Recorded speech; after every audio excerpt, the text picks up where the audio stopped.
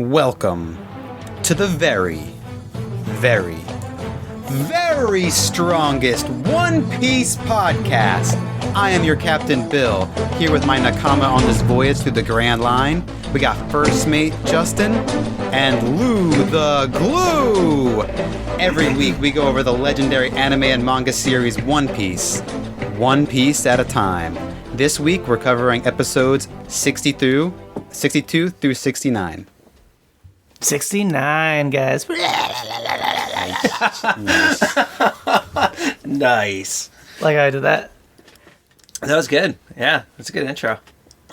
All right. So, what's going on? No, don't start yet. Don't start.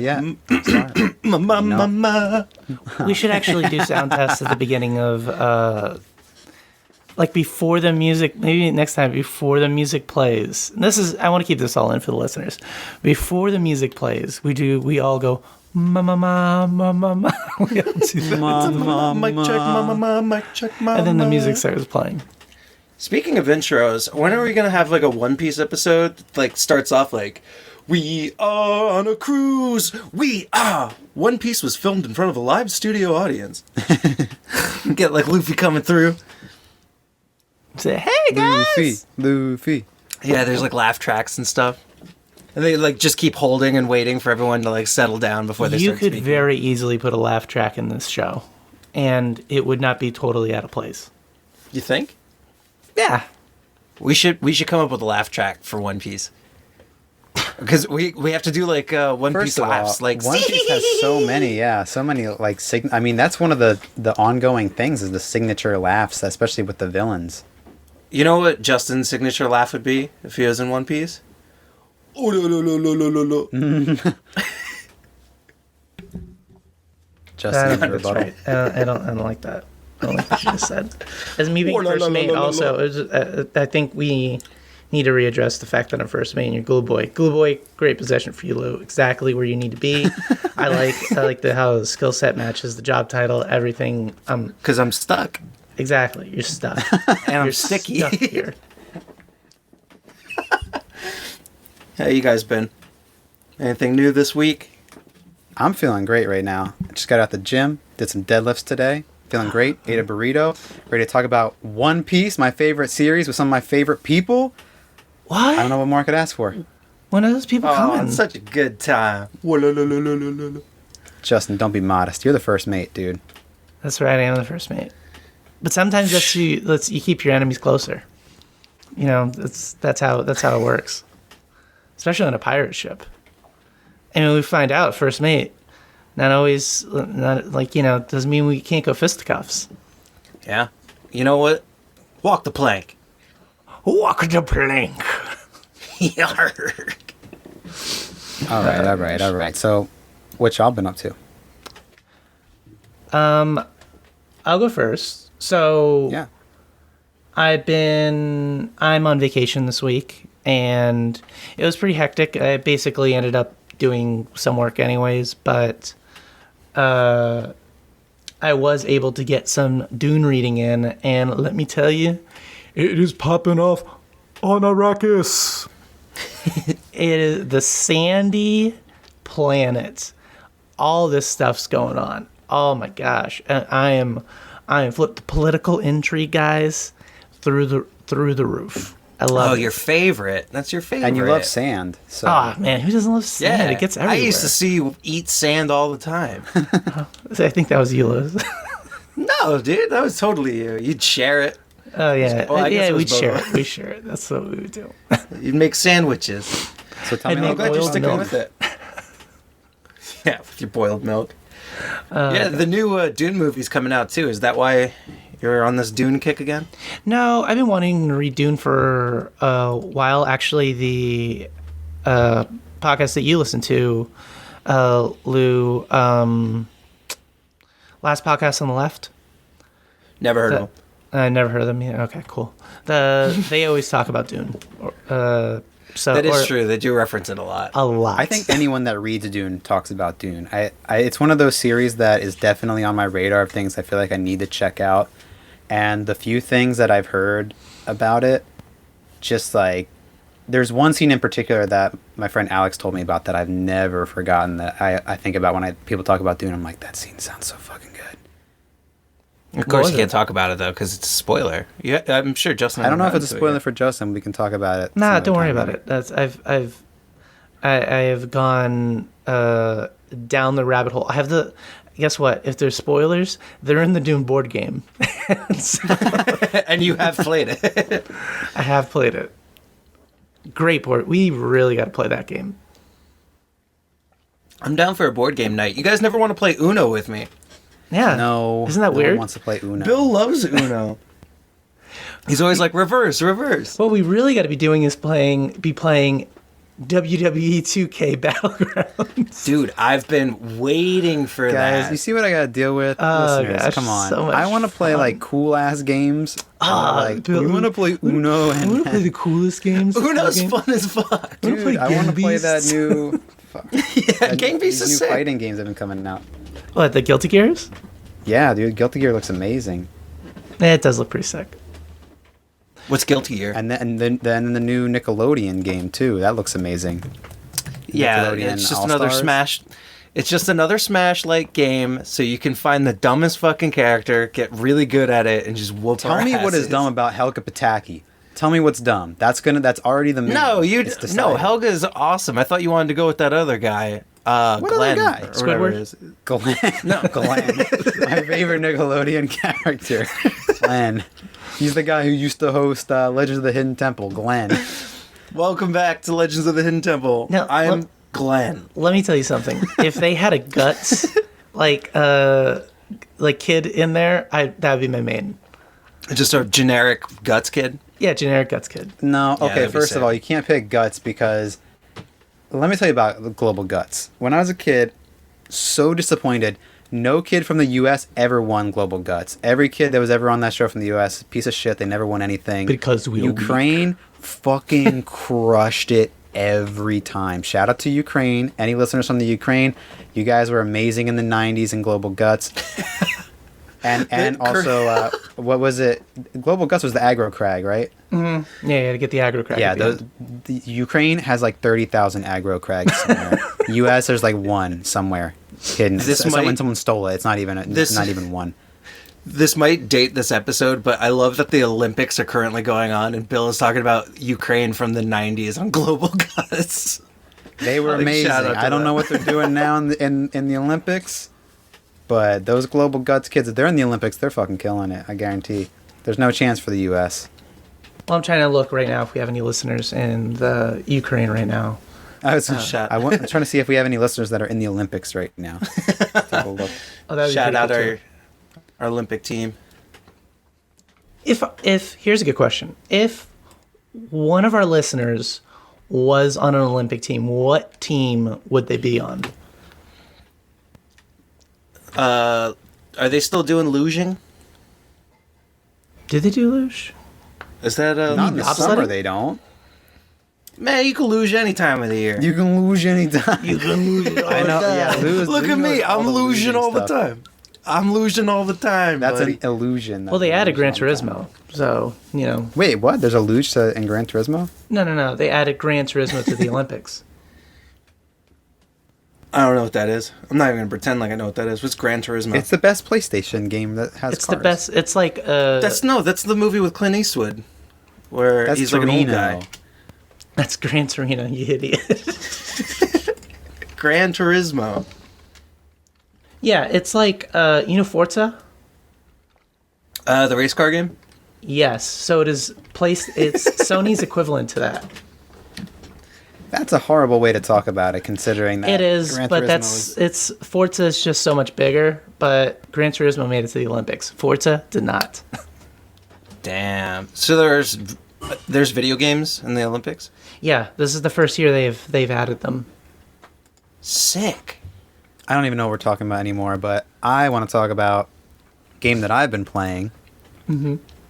Yakuza, which it's Yakuza. Okay, I'm sorry to anyone who loves this game. I was really excited when I started this game. This was like the most endeared that I've ever been to like a set of characters in like 5 minutes. Like the first 5 minutes of Yakuza, I was like totally sold. Where it falls apart is the game is literally just you pressing the square button, fighting every goon in the whole world, and literally every problem that you encounter is solved with beating the shit out of them, which is like, it's the kind of game that's fun for like the first like 10 minutes that you're playing it, and then when you're playing it for an hour, you're like, I'm beating up more goons. Like that's this game, is I'm just beating up more goons. I mean, I was really excited the Yakuza. Yeah. Well, okay, you know what's the fun part is that it's like, it's kind of cathartic in that everyone's like trying to scam you and like take money from you and like do stupid shit and like pickpocket you, and you just beat their ass and you're like, yeah, if only it was like that in real life. But so there's like this fun power fantasy aspect of it for sure, but man, I picked it up because I was told that like, oh, this is like the successor to Shenmue. This is like what Shenmue kind of became. And I have a complicated feeling about Shenmue where I think it's like a bad masterpiece. But I like really enjoyed most of my time with Shenmue, even though it's not normally the kind of game that I'm into. So I picked up Yakuza. I don't think it's for me. You know, I haven't played You were the super Yakuza. high on the last time we talked. Yeah, because I played the first 5 minutes, and those 5 minutes, like, it's just like these characters, I'm like, oh, I instantly love all of these characters. And then the character that I love the most, they're like, oh, well, she's gone for the rest of the game, and you have to find her. And I'm like, well, I want to find her because I fucking love this character, but, like, that means she's not in the game. You know, I haven't played Yakuza, but I did watch you play it, and it looks awesome. But something that I thought was super funny was like, you were fighting this these two bosses for like 45 minutes, just like tap and square. And I was like, well, don't you have any moves? And you pulled up this whole screen that had like, you can do all these combos and stuff. And you were like, I ain't gonna read that. You just turned it off and just kept hitting First square. of all, if I'm playing Like- the game, I just need the fundamentals anyway. But the other thing is that I Well, have it's more all these enjoyable when moves. you can like use all the tools Yeah. that they give but you. the moves, a lot of them that I've found are like kind of situational. And with that boss in particular, it's like an Ornstein Smoke kind of vibe where it's like there's a big guy and a little guy, and the little guy is quick and the big guy hits heavy. So you start beating up on the little guy, and then the big guy just drop kicks you and beats the shit out of you. So you kind of just have to like hit and run, and so you're just mashing the square button and running around. And maybe there was something cooler I could have been doing, but man, You definitely didn't do that. Yeah, maybe you cheesed it and you didn't know. Maybe. Anyway, that's You kind know? of a downer. So what else? Oh, God. Man, I got nothing good going on lately, other than these very, very, very strongest naps I've been taking, which has been That's Very, very, so very. delicious. Oh, and I got the next 2 days off of work. What? Which is yeah, I just got them today. They're like, my manager was like, "Hey, take 2 days off." I was like, "All right." So guess what I'm going to be doing tomorrow and the next day? Oh, you gonna call me? Yeah. Oh yeah, that's right, Justin. You're off too. We should watch. We're gonna watch a bunch of One Piece episodes. We'll do together. that. No, what we're what? Yeah. No, that's what first we're of doing. all, captain. Bill, hush. I don't get to watch it with anybody. That's true. Oh yeah, you guys should. I mean, I want to at least Bill, have call the it sick. experience. You know, me watching One Piece with other people is my mom laying down on the couch asking, "What is this?" and then falling asleep immediately. Aw, don't worry, Justin. Or- We can watch One Piece episodes together. We can get hyped. And Bill, you just gotta call out of work. Call out of work sick tomorrow and the next day. you know, I can't do that. Work has actually been really busy for me lately. I definitely can't do that. Not with that attitude. That's true. just keep your phone in your pocket, Discord open in one ear, so we can at least give you. So the I can hear you play-by-play. guys enjoying One Piece without me. You act like you won't get hyped. That's true. Yeah, because that'd be even worse. Because I'm at work, just like ooh, and like not focusing at all. I find that's- like that's when I focus at work the most. Like I get like the adrenaline pumped up, and then all of my emails are so super cheery, and I'm taking all these phone calls and just being real nice to everybody. Because I'm, What, when you're like listening to reaction videos? huh? No, like if I have something on in the background and like it gets to like my favorite part, like, and then like after that I have to go take a call. Like I'm in a good mood. Like the aura is still good. You know, that's. First of all, I cannot work without something in the background. I can't focus on anything without something that slightly takes my focus away. Yeah. Like I'll freak out. Oh man, well you're gonna love listening to Justin and I watching One Piece, and every 5 seconds we're gonna go. Ma ma ma ma ma ma ma ma. First of all, yeah, I love you guys watching One Piece. That's why I'm so hyped about this podcast. Hyped to talk about One Piece with my best buds. Yeah, I mean you've been talking about One Piece with your best buds for like 12 years now, so. Yeah, but Now we it's just a know what the one-way fuck you're talking conversation. It's just me like getting hyped, and I'm like, and then this, and I was like, oh my fucking god, you guys gotta watch it. Cut to Bill But now we're freaking finding out in a Dunkin' Donuts parking lot, going, "The wind! Oh my god, the wind!" We'll talk about the wind. We'll talk about the wind. Telling you guys, #1 T-shirt idea. That'll be our first T-shirt. The wind. Do we want to talk about the wind right now? Do we want to move into this? Let's. Or do we I'm got feeling other- breezy. Let's do it. Oh, I wanted to give you guys a little quiz. Oh, yeah. Oh. All right. Got a quiz going. Shoot, I'm great at quizzes. Yeah. I will. You guys, I wonder if you will be good at this one. So, me and my son were watching Pokemon, right? We could talk about Cinnabar Island. We're not going to talk about Cinnabar Island. We're going past that. We talked about it already. Anyways, they're going back to Pallet, right? Right. Because he goes back to Pallet before he goes. No, you go to Viridian first, and then Well, you have to I fight mean, Giovanni. we're past that part too. He's Oh, all the way really? going back to Pallet. And all the movie tie-ins are already done. So I'm like, oh yeah, that's from the movie. That's from the movie. But anyways, there's an episode where they're going through this mountain, like this snowy mountain, and they get lost. And Ash is with his Pokemon, and they're trying to survive. And none of his Pokemon will stay in their Pokeballs because they all want to be with Ash. You know? That's a sad one, yeah. Yeah, it's a sad one. Until Charmander blows a fireball into the snow to make a cave. Smart. Well, you know, it's not smart, Lewis, is that Charmander is supposed to be Charizard. Whoa, wait, no. Yes. When in the series is that? No, that must be... I looked it up. So here's this is where the quiz is coming in. So this episode was originally supposed to have aired like in the place of episode 47. This was episode 56 or something along those lines, right? So basically, the episode was supposed to take place right before Charmander turned into Charmeleon, and the way it posted, or the way it came on air, they put it in like 5 episodes later. Now, the reason behind this, right, and here's the juicy part. There was a controversy with the episode that they originally aired in Japan. What was it? What was the controversy? This is going to be a quiz to you. What's the controversy? Yeah, so I'm going to give you multiple choice. Okay.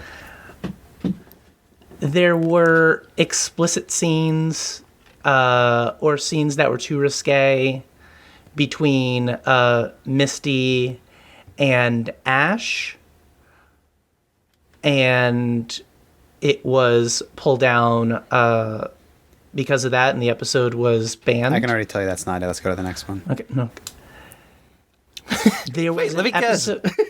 There was an episode featuring... I never said that wasn't it. There was an episode featuring Polygon that... Porygon, and this is the one, and I'll tell you why. I can already tell you why Oh, was Bill's gonna banned.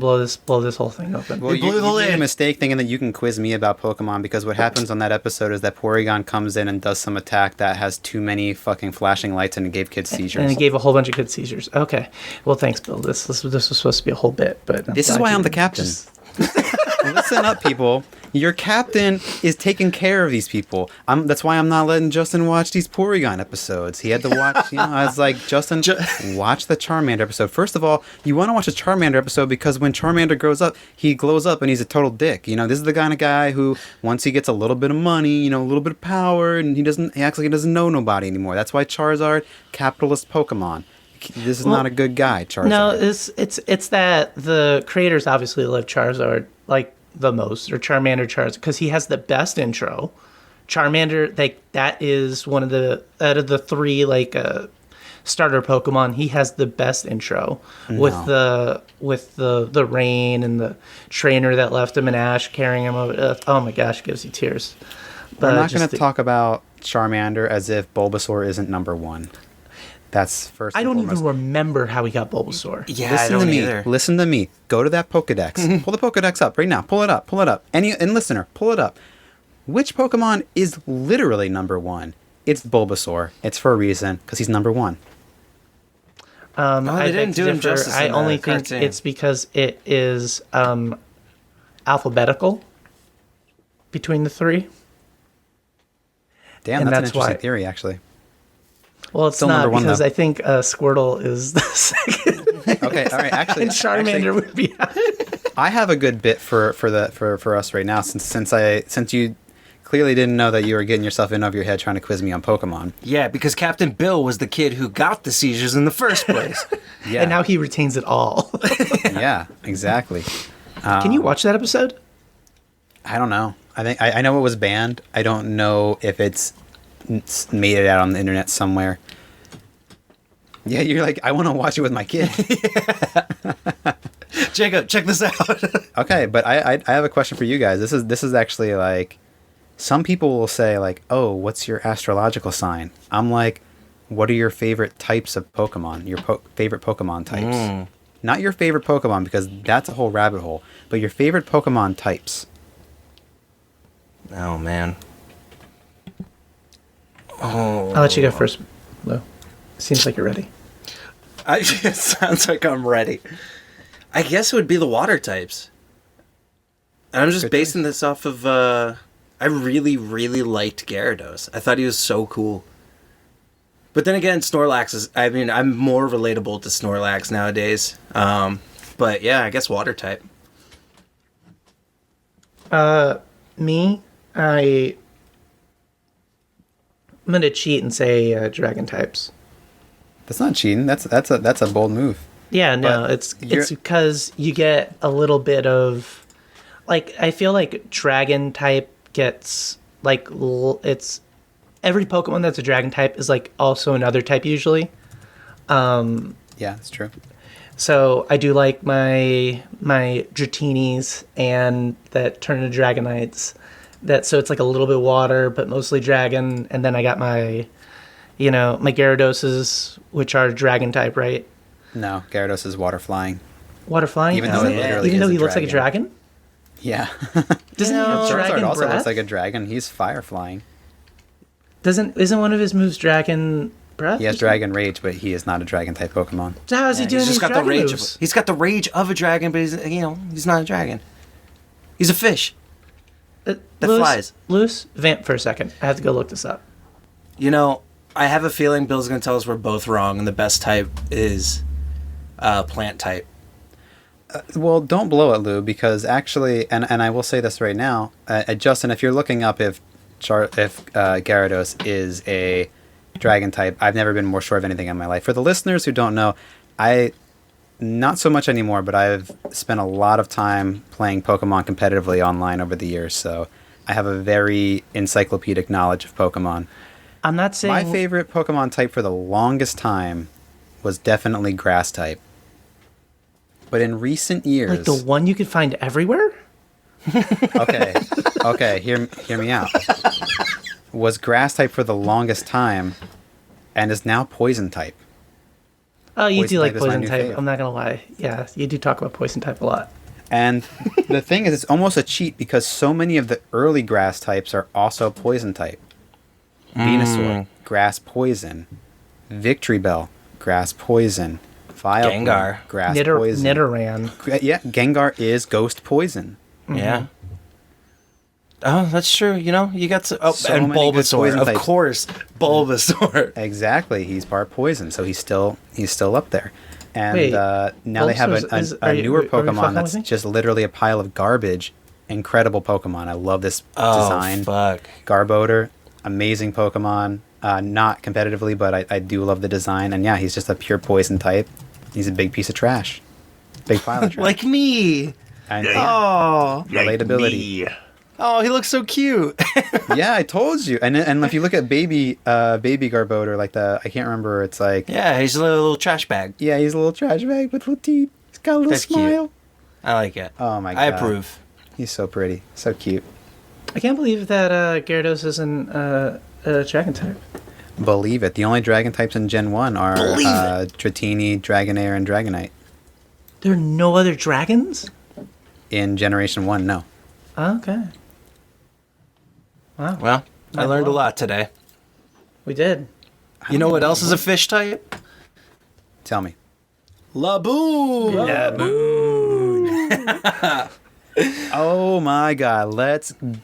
Can we please get into One Piece? I'm in. Let's do it. Reverse Mountain, baby. We are ghost riding the merry up and around this mountain. Oh my God. Tell me what's more fun than this. We are weeping the merry around these mountains. We are on this is like when you go to the fucking Six Flags and they have like that log flume ride. We're doing that with the merry, and then there's a whale. And then there's a whale. Yeah, the right, biggest whale. So let me ask you, Bill. So when you usually watch this show, you literally go from them being in Lowtown to them exiting into the Grand Line, like Reverse Mountain. Like, So they yeah, really don't make that much of the transition. Yeah, so this is actually something that I was thinking about when I was watching those episodes. Is there are some episodes where, and there are some websites that are good about noting this. Like if you're looking at like a filler list, that some of the episodes are like half filler. And so I think that's really, this is like a more, like a larger example of one that is a half filler. And so if you're coming off the Warship Island arc and you're coming into that, like you kind of need to watch that episode. And even if you skip that arc, you're like, who the fuck is Eric? But not like it really matters because they just push him in the, because he dies water and immediately. he kill is him, yeah. murdered. Yeah. But yeah, I was gonna say this.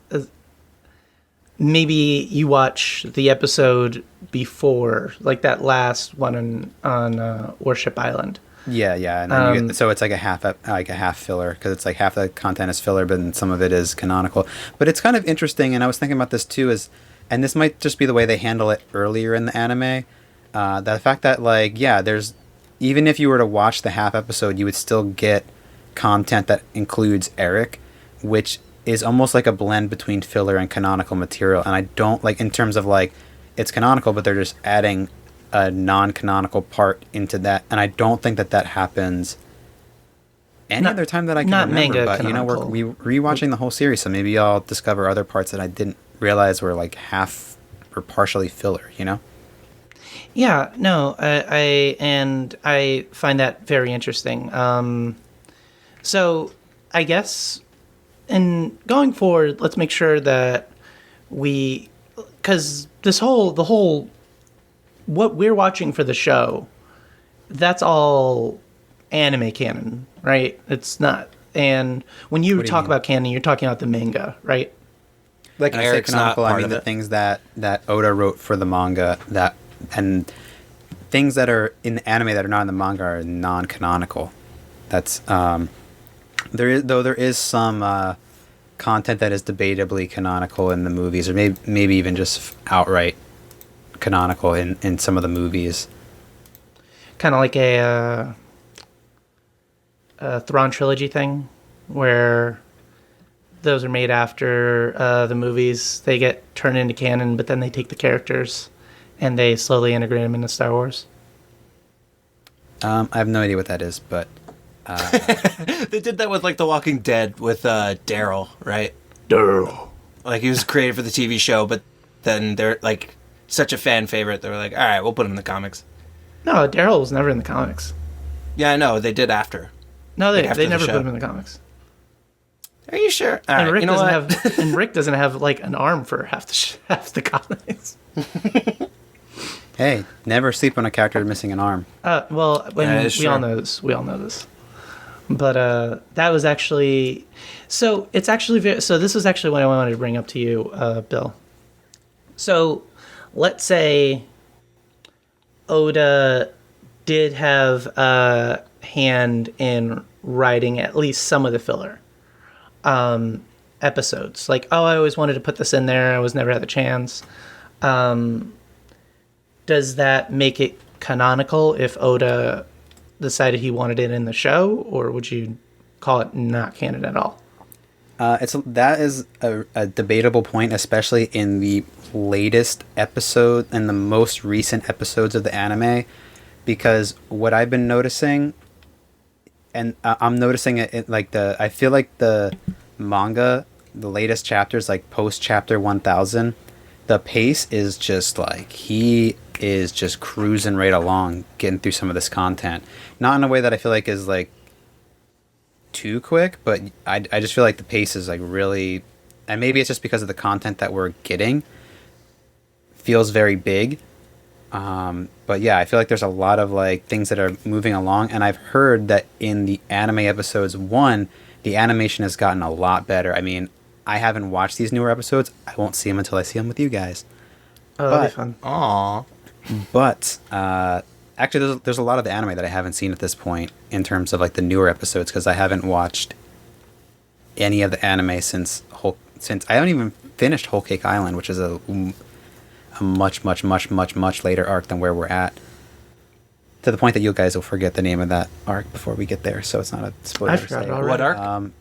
So, but where we are currently, I've heard that the anime kind of embellishes a little bit on some of these fight scenes that are in the manga in a way that some people are getting to the point where they're saying the anime is actually better than the manga now. Like, there's always a thing as like among fans, like, oh, the manga's always better, which, yeah, probably most of the time it is, in terms of like you're getting the raw canonical material and it's paced exactly the way that the author intended it to be most of the time. But yeah, lately the anime team has really stepped it up, and as I understand it, they kind of expand on some of these fights in a way that the fans really enjoy. So again, I haven't seen those yet. You'll hear about it from me first on the podcast. Yeah, when we get I there. mean, this is also coming from the guy who said, everybody says Yakuza is great, and then he played it, and he's like, Oh man, let's not. So we'll find talk about out. One Piece We'll and find Yakuza out. like It's no like this. WWE 2K Battlegrounds. Honestly, that game. If that game is just pressing the square button a bunch of times, I feel like it'd be more like that would be a fun way to play. That is. It's pretty much that's what it is. Because at least you're Stone Cold Steve Austin. Though I do like that's the main exactly- character. The thing is, I like the characters in Yakuza. I just feel like I You don't like the let's not talk characters in about Yakuza. WWE Battlegrounds 2K? Yeah, it's probably got The Rock and Stone Cold. And, It has got The Rock and Stone Cold in all their different outfits. but let me ask you this: does it have Laboon? It Because doesn't have One Piece sure as fuck does, and we are riding down. Okay, yeah. We are riding down Reverse Mountain. Ready You know for who hit Laboon. Square? You know who's hit Square, though? Luffy. Luffy. Right in Laboon's eye.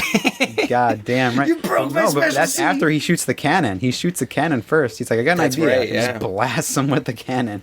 Yeah, Luffy, not chill. That's the best Well, part. I mean, yeah. fucked up the Going Merry, you know? No, By just existing. He did not fuck up the Going Merry. The Going Merry went right into him. Okay, yeah, fair. I am And then- a whale. You avoid me. I am of the ocean. Yeah, that's fair. Well, I mean, he got his. Laboon ate his crew. Yeah, An eye for an eye. Oh, I thought you were talking about Laboon ate his own crew. I was like, where did you get that? No. maybe that's really what happened to that crew. Yeah, you don't really know. But the first episode or two, I was real confused on. I was like, all right, they're going down the thing. They get swallowed by this whale, but then I was like, is it actually a submarine? But no, apparently they drilled these doors into this whale. Yeah.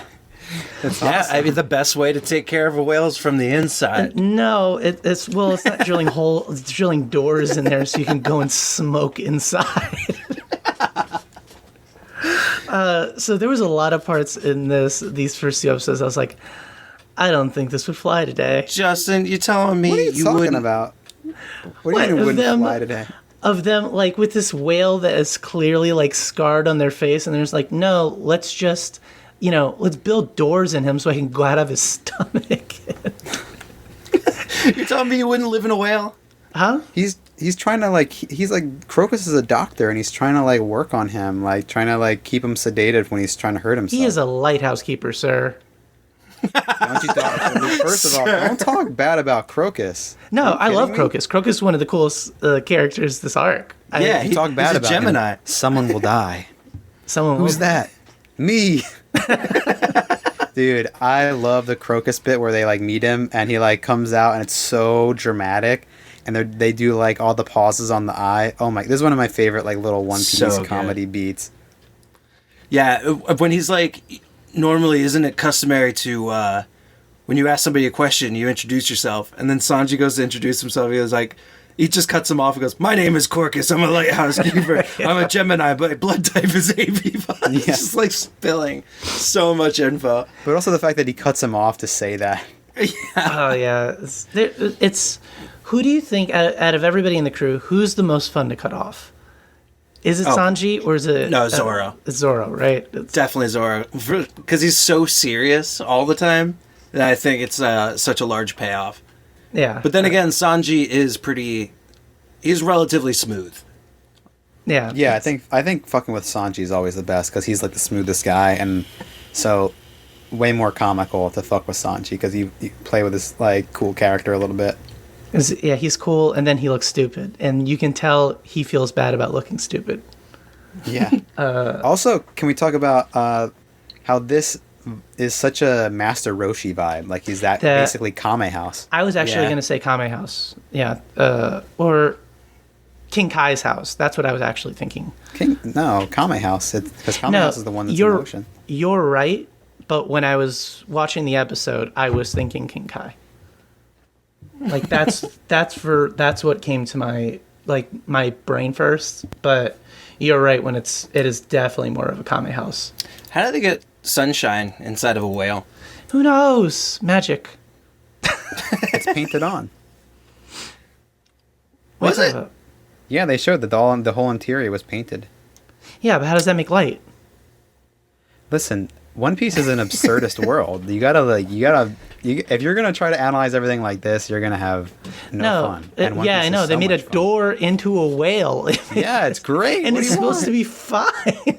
It's fucking awesome. It is pretty awesome. They're doing a Truman Show thing. Yeah, and no. I approve. And then I got the Truman Show vibe too. I was like, did this come out before or after Truman Show? Heavily inspired by Jim Carrey. Heavily inspired, as most things are. We watched the episode. Are they aping Truman Show? So Well, Justin- we also Yeah. go ahead. No. So we also get Mr. Nine and Misu Wednesday. Miss Wednesday. I love the pronunciation of that too. It's it rolls off the tongue so It's like well. there's an extra syllable to her name. Yeah. But what do we think Yeah. of these characters? Because I thought they were going to be one-offs, and I do like how they kind of give them a little bit more later on. Well, I will say I am happy, Miss Wednesday turns out the way she does. The other guy, though, oh, fuck him. What are you talking about? Mr. Nine? You're gonna are you gonna disrespect Mr. Nine when he really put his whole fucking life on the line? He to did. He save went out like a boss. Vivi? Oh, you're right. Yeah. Yeah. Alright, I guess. Yeah. That's what One Piece does. Is they give you these characters that you're like, I literally hate this guy and will never like him, and then 2 seconds later you're like, I love him. Don't kill him. Yeah, we'll talk about that. Oh my god, he's in trouble. We'll talk about that more a little later with another fan favorite character. Well, Justin, how did you feel hearing Laboon's backstory? Because shortly after this, Gorkis gets into it and kind of tells you what's going on, why the whale I feel like hurts himself. Do we get a lot of this type of story with animals? Like in One Piece, where I feel like this is the second or third time where the master left, or like, and you got an ant. Oh, that was the dog. That was what I was thinking of. The Master dog died in that one. Yeah, that wasn't like the guy died. Yeah, no, and guess what? This crew probably did too. Fair enough. Yeah, all right, fair enough. 50 years ago. But then again, who knows? 900 episodes later, they could have went to Vortex, and they've been looking. They could have went where? They could have went to Fort Vortex. Texan? Oh, I think it's Vortex. Fort Texan. They could have been on Friday Night Lights. They went through on the Fort Dylan Texan, and campus. goddamn, they found the Dylan Panthers. They washed up in Texas. Flies, can't hearts. Can't lose. But you're going to tell me it doesn't hurt hearing that? Like, Laboon smashes his head because he's fucking lonely and just, like, losing his mind after 50 years of just waiting for his friends. No, I do feel those type of stories, like, those type of stories. Bill and me, we both, like, one of our favorite music videos is the Days Gone By. Whoa. And me? Are you kidding me? Oh, I didn't know love you that liked video. that as much as we did. Listeners, if you I'm pretty sure I don't introduced like you guys the to Days that. Go By music video by Dirty Vegas, you probably haven't watched it, so go Are ahead you and even do really that. alive? Yeah, because that's going to be the next episode of this podcast. We're going to be reviewing that music video. Minute by minute. So Minute by 4 minute. episodes. One episode at a time. I could probably rant about it for that long. I fucking love that music video. But anyways, yeah, it's very similar vibe, but with people. And a whale. Still no. I think of Laboon. Days go by and still I think of Laboon. This is Laboon love. breakdancing So- in front of a diner. He's This got is all where the we get scars on his copyright face from struck. breakdancing. Dirty Vegas sends us a cease and desist. So you can be singing my song on your podcast. Well, First of all, I would love to have Dirty Vegas listen to our podcast. Oh and I my would gosh, love that would be I the would love to biggest find out honor. that they're One Piece fans. After finding out about Laboon's, heartache, much like Yakuza, Luffy can fix this by fighting him. Yeah. Yeah, and this is I the second love that thing. Luffy always knows, like, he always has the solution that is, no matter how crazy it is, it, like, works. It's the correct one, but it could not be the correct one. Luffy, you're really, really stretching. Like, it's. He knows, like, and but we also know he's been wrong enough times. Yeah. Well, I'm going to try to use this in my real life when somebody tells me, like, man, I miss my friend. I'm just going to beat his ass. Now you have a rival. It's way better than a friend. But I do love that, though. And I love that Laboon recognizes what's being done. And I always get emotional. I mean, I've seen this so many times. I always get emotional, though. That, I like Laboon recognizing what Luffy's doing. Yeah. And then immediately followed by a shot of the Jolly Roger, like, crudely painted over Laboon's face. That is by far the best part of this little mini arc, the Reverse Mountain arc.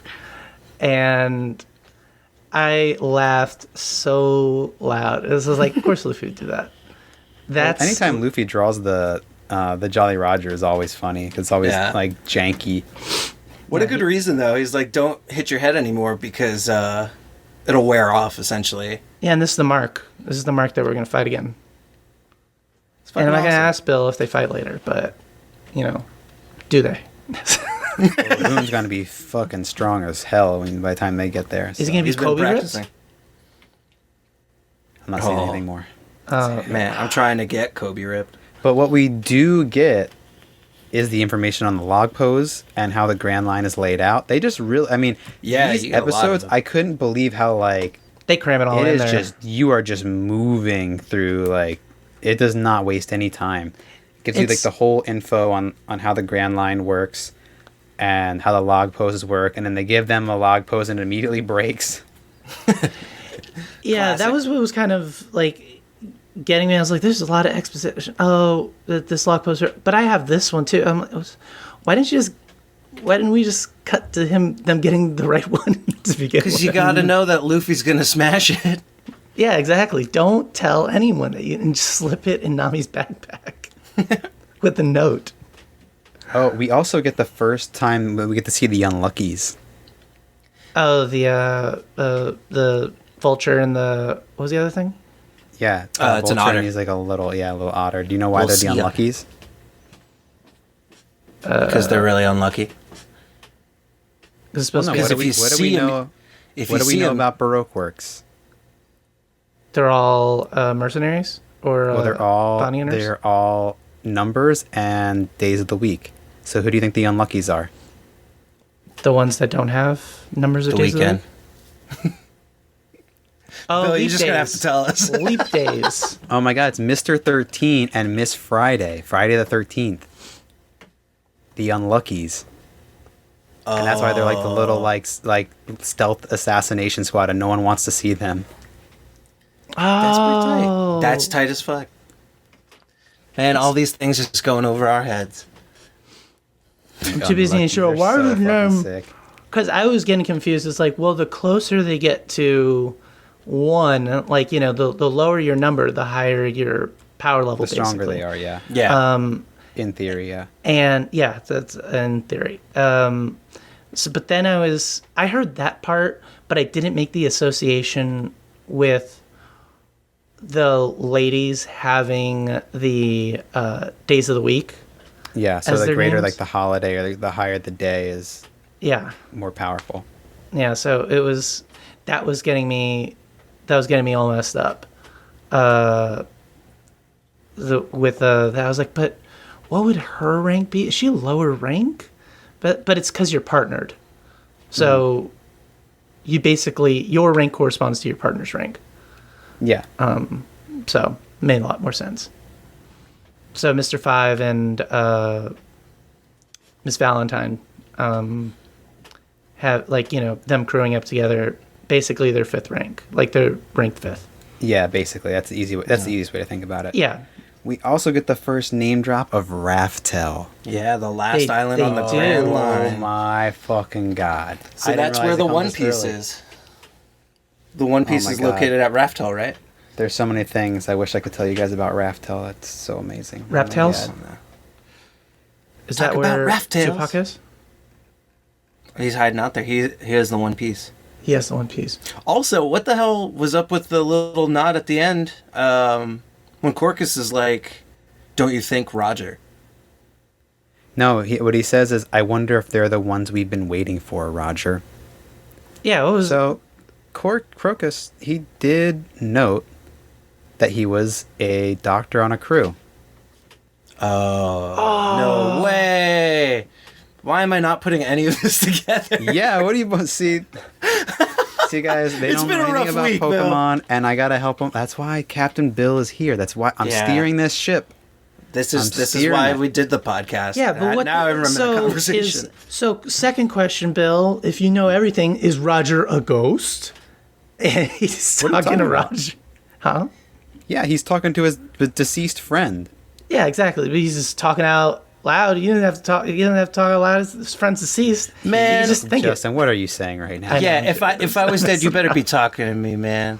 Don't you think, Lou? I talk to Lou all the time. He's literally like lives two rooms away from me. I'm like, Yeah, and I still "Oh, don't listen to man, what he Lou." says. Lou.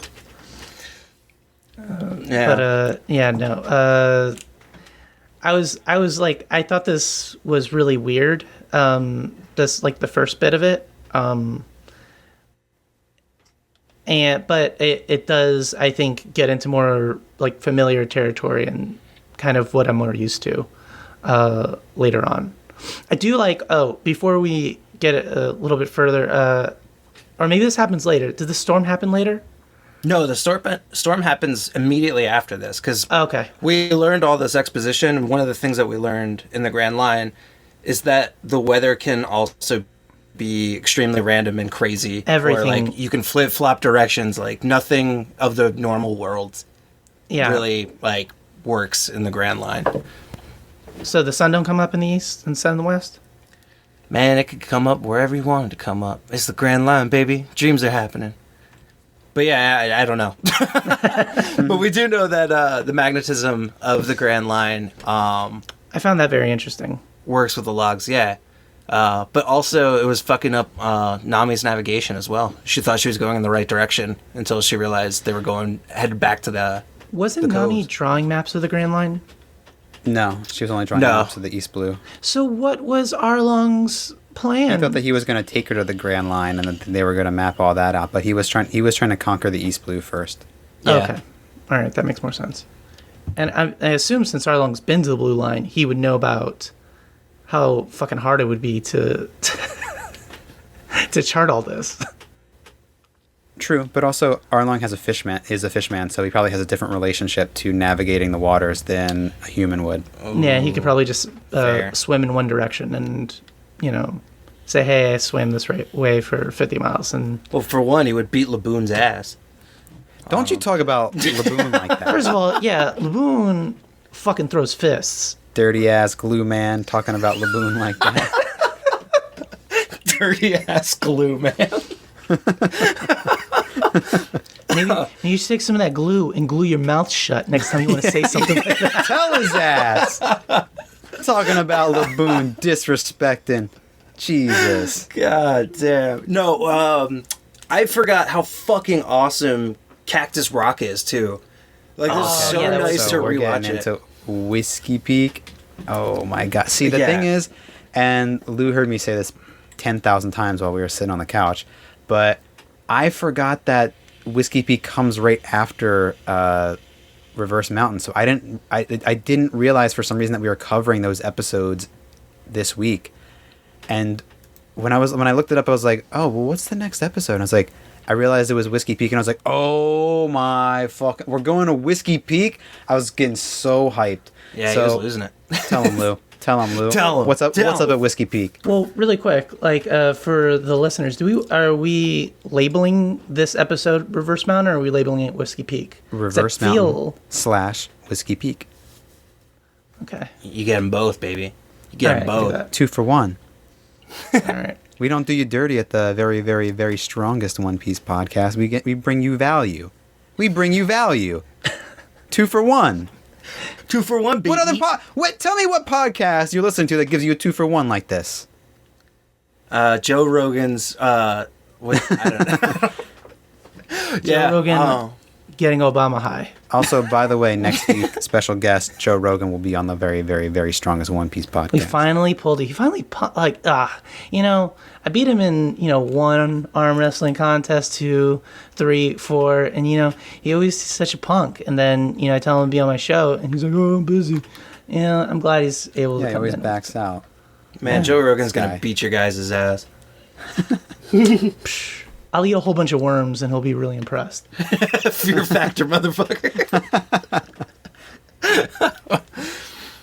Yeah, we got introduced to Ingram.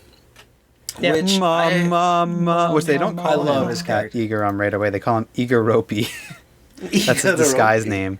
So stealth. Well, he's got like Oh, 6 names, right? Like, because he's Eager Ropey, Mr. 8. Mr. 8. yes. Igorama. They call him Igorama at one point, too.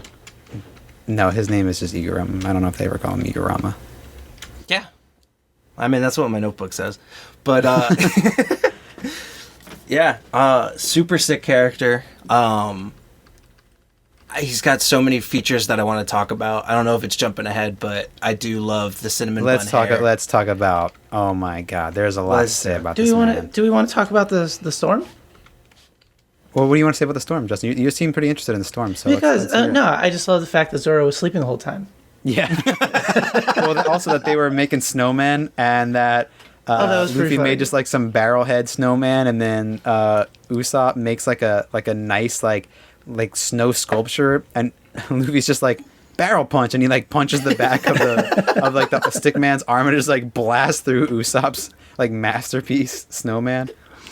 And I love when the crew's like when the crew is messing around and fighting each other, they're all on the same. At that point, they're all on the same power level, or like That's not true because Nami is definitely the most powerful. Yeah, she is. She will whoop everyone. Yeah, Yeah, she was if actually. It's She play was mode, like, kind of hitting if it's everybody. casual mode, yeah. Yeah, because I love how Usopp's chasing Luffy like with his new thing, with his new sculpture, and they're going back and forth. I thought that was really funny. Yeah, rolling with the snowballs and stuff. Mm-hmm. Yeah, Nami's definitely got to be the strongest out of them, considering she won a drinking contest against a nun. So she's up there in my book. She's the most Yeah. pirate, man. That's kind of like, I was thinking about it too, like how awesome of a way it is to like trick new pirates to come in. It's like, oh, we'll welcome you with this giant party, and you pretty much just get them all drunk and then capture them. Yeah, that seems like right off the the bat. easiest way to win, like to get every pirates, like just to mess them all up. Yeah, Like- trick them. Yeah, just with the booze and everything like that. Things pirates are known for. Ladies, booze, and like food, and then when they're all passed out, just Murder them. them. Take them for all Murdered. they got. Well, do you think Zorro, because he slept during the entire storm, that's why I'm like wide awake? Well, I think Zorro pretty much only sleeps when he knows that he's safe and when he's like in a safe position, and he's just kind of always on when he's not. Well, he was in that boat when he was going back and forth, and they had to do all that stuff. He was not in a safe Yeah, but he's in position. good hands. Yeah, he's with the crew, which he trusts, right? So I that's guess also so. a portrayal of his trust of the crew. And his love True. for sleeping. Exactly. Yeah, definitely. Which Man. resonates with Lou, for sure. Oh, 100%.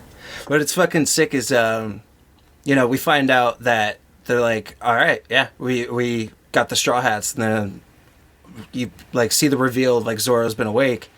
And they get into another reveal of what Cactus Rock really is. Which is just All made those up gravestones. entirely of tombstones. Yeah, so sick. Yeah, Justin, how'd you feel about this reveal? That was pretty sick reveal. I'm not gonna lie. That I'm even gonna ignore why didn't anybody with the spyglass not see that. Like, when you're scouting the area, you're looking to say, oh, look, this is the new town up there, and you see all those little pricklies, and Luffy even mentions, like, look at this giant cactus. Nobody checks, makes a little bit closer look. But anyways, that was an awesome reveal, because I didn't think about anything. I just thought the Grand Line. Everything's weird. But, And yeah, and the name Cactus Rock just simply implies what it is. And you're like, okay, it's Cactus Rock. yeah. But it's actually the dead pirates Yep. from a town full of bounty hunters. I loved Sanji with all his girls at the table. Again, not being inappropriate. He just likes their company. It's he's not touchy. He's not touching. He just appreciates the company of a beautiful lady or a. I feel like you're representing Sanji in court right now.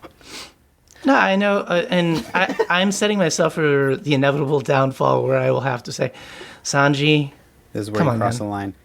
Yeah.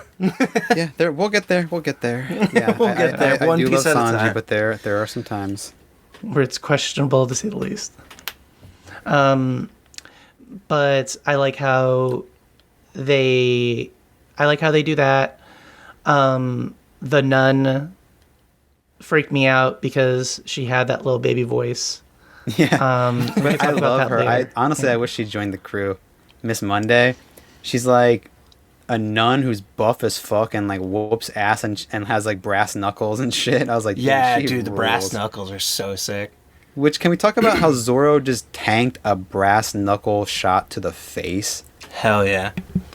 Oh my god. My God, dude, I love how he's like, I'm gonna go all out, and like, he's up against like 100 people on this island and just murdering. This is Yeah. what So Zorro's... many. For the Berserk fans out there, this is Zorro's guts moment. Yeah, I love this. Simply, it's like the first time we've really seen Zorro let loose. Like, do all the things. It's like great exercise for him. It's not challenging, but it's like awesome awesome cardio. Oh yeah, Yeah. he's just having a blast, and He even the talks about that, choreography too. for these scenes are so fun.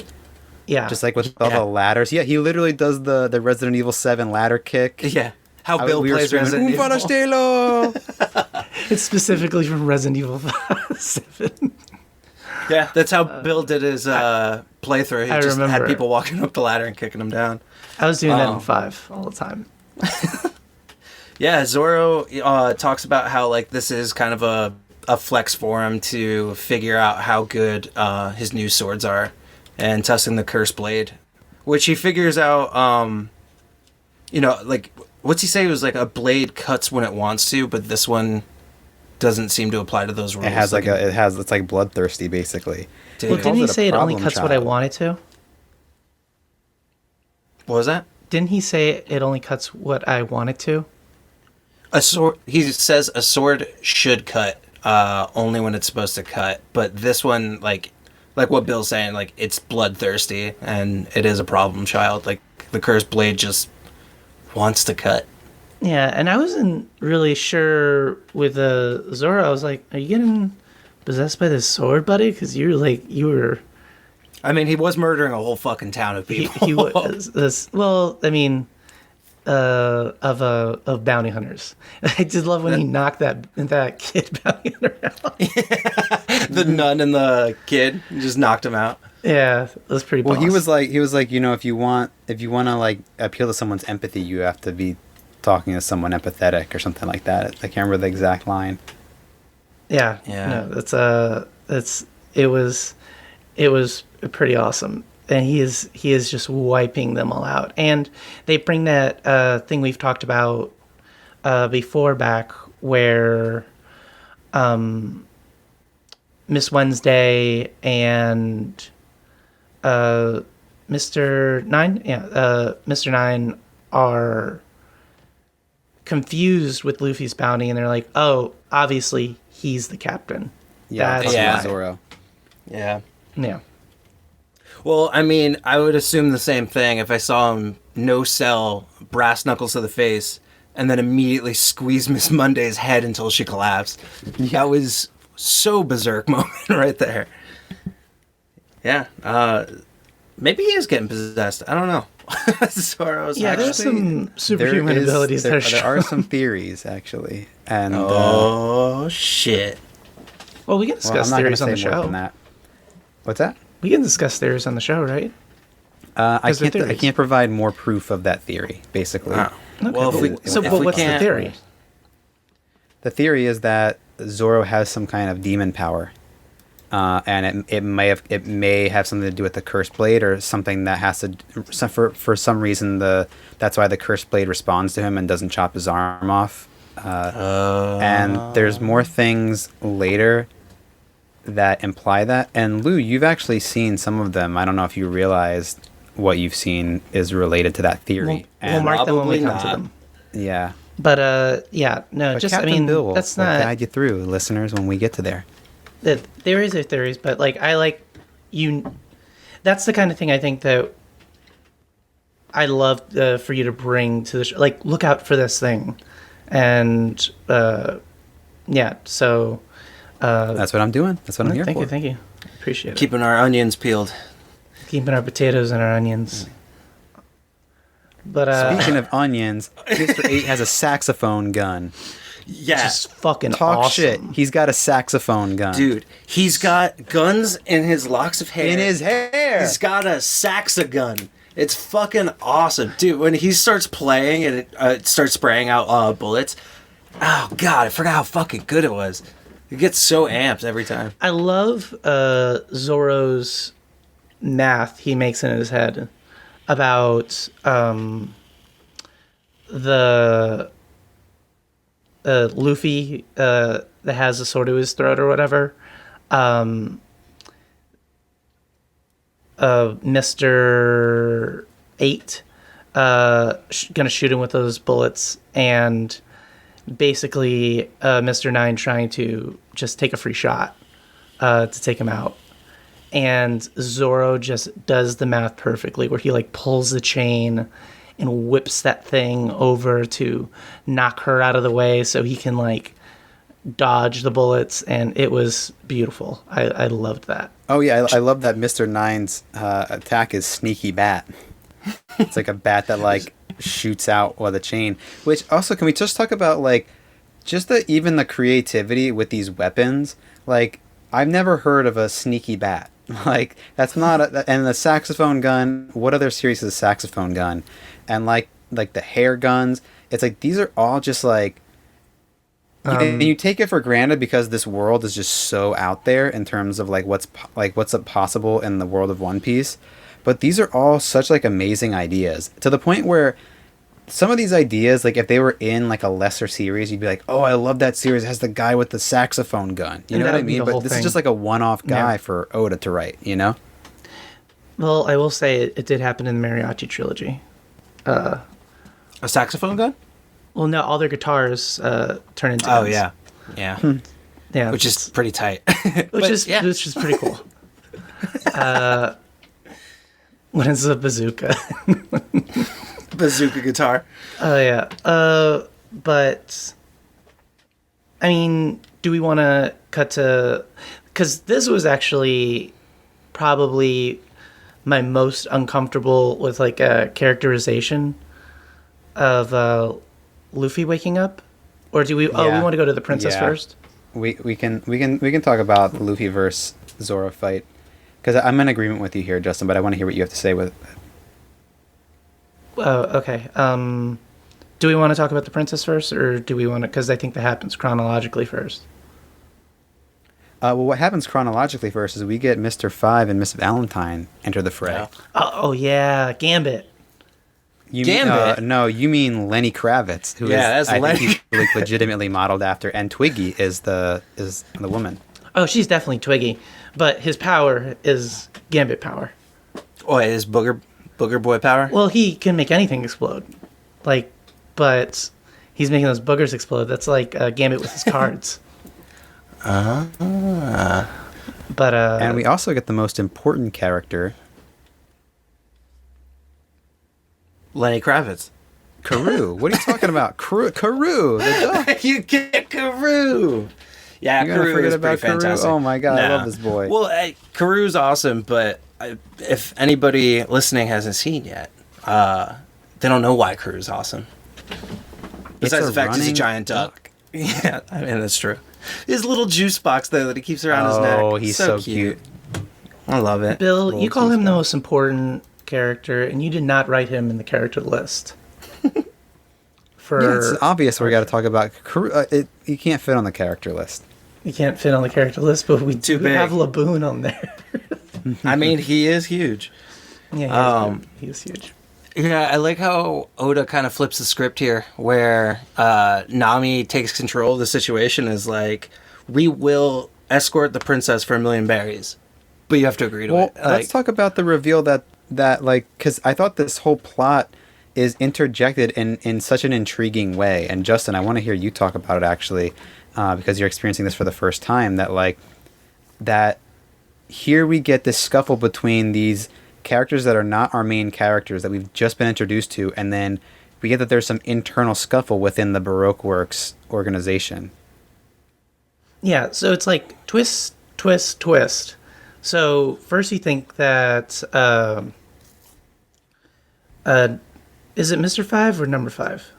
Mr. 5. Mr. 5. They're all like Mr. and their Mrs., okay. honorific gender thing. So Mr. 5 and Miss Valentine, they come in, and your mind thinks that, oh, they're here to clean up the mess that, you know, these guys made, get the job done or whatever. That's your first obvious guess. And then they completely shit on all of it, and they say, no. They wouldn't put us out on this mission for that kind of nonsense.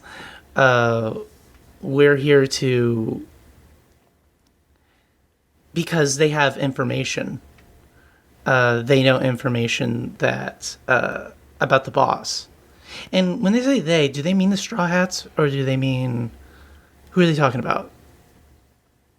I think they're talking primarily about Igaram and Vivi. Yeah. Oh, yes. Okay, so Because she knows who the leader is of Baroque Works. Which Exactly. You're not supposed to know who the leader is. Crocodile. Well, okay, let's talk about Baroque Works here. Do you guys know what Baroque is? It's a type of like painting, right? Or a type of Yeah, art? that's an easy way. Basically, it's like a style of European architecture, music, art from, I think it's the 17th and 18th centuries, and it's characterized by ornate detail. Caravaggio was of the Baroque era. Vivaldi, who Justin, you know, because that's your ringtone. Oh man. And That's Bill's Baroque. breakdancing in the background. Yeah. But, So yeah, that's Baroque, and the thing that they emphasize a lot is that the motto of their organization is mystery, Well, which and, is yeah. it'll be fun to analyze this once we get through the Baroque Works saga, which is basically what we're in right now, is the Baroque Works saga, to discuss how this mystery is both a strength and weakness of this organization. And Yeah. of course, now we do know who the leader is. Yeah, Crocodile. and Justin, what is this leader of the Baroque Works? Crocodile. And what is he? What's significant about Crocodile? Crocodile is A Gemini. His blood type is AB. Mr. He put Crocodile, Mr. Zero, right? That's his. Yeah. That's his code name. What is Who significant about is- Crocodile? He's a One- Shishibukai. Of the 7 Oh, he's the warlords. warlords. Yes, he is one of the So warlords. he's on Mihawk's level. Yeah, so he is on Mihawk's level. And how many warlords are there again? 7? 7. And we're going to be going into some older notes here. Who do we have? Because there's another one that they mentioned too, didn't they? Jinbei. Jinbei. All right, so we had Jimbo Slim. So we know Mihawk, Jinbei, and now we know Crocodile. Are all 3 warlords. So that's pretty cool. And I think I know another one, but I won't say it for the podcast. So that's pretty cool that we have those. It's even cooler that now the Straw Hats are going to be chased down by one of the warlords for knowing his true identity as Mr. Zero. Well, what's actually I found pretty interesting, and they do what you were talking about, Bill, that they no longer have bounties, but the last bounty he had was, what was it, 80 million? 80 million, No, yeah. it was 80 million. 80 million berries before they kind of shut it down. So they brought that back, what you were referencing. One of the interesting things about that bounty is, obviously, as you go further into the series, 80 million doesn't seem like that much compared to some of the bounties that you see later in the series. But what's interesting about that is that his bounty was so low and that he became Shishibukai, and that brings into question, what does the government know about Crocodile that we maybe don't know about Crocodile? What did he do? What was his feat that got him into be a Shishibukai? And Like, you think they cut him off from being a pirate and being like, all right, you could be a warlord instead. Like, well, I can't say anything really, but there's just some implications about maybe there's a past of crocodiles that we don't know about, that some of the other characters that we meet much, much, much later might know about. And there is just some kind like it's the kind of thing that it's not enough to create any incredibly solid theories, but it's enough that you know, like, oh, there's a jumping off point here. There's something. There's enough that you can scratch the surface, and you know there's more underneath there. Yeah, and that's the fun thing about One Piece is there's always more underneath. Well, Crocodile might be super powerful, but he's never cut a booger in half. He didn't. Zorro did. I thought that was so fucking wacky, but hilarious. And Zorro was really upset about it.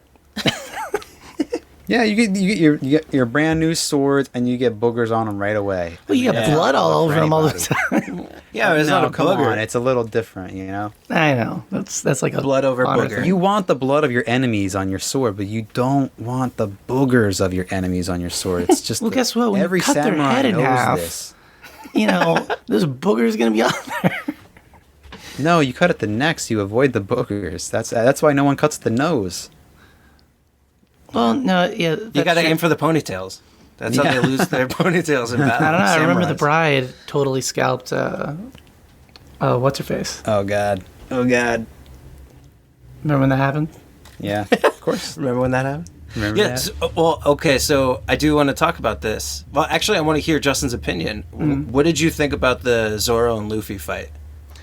This was probably the thing that I liked the least of this episode because I don't know why Luffy. Like I literally thought something was going to drop where Luffy was drugged or something like that, or there was some sort of mind control going on because it was so out of left field to be going after Zorro, his friend. Like, he's what we learned from the Arlong Park arc. It's like, I don't need to know. I don't need if he did this. I don't need to know. Like, they're my friend. I will help them. And Zorro is like his closest friend, and to not have his boys back, I'm sorry. Well, I'm gonna take one notch off of your exemplary record as a pirate captain. Well, he does talk about, like, I don't care. Well, like, what you're talking about is, like, their past rather than their present. Like, when he says, like, oh, I don't care, like, they're my friend. Like, presently, he even says it, too. He's like, why would you kill all these people? They brought us in, they fed us, they gave us a party.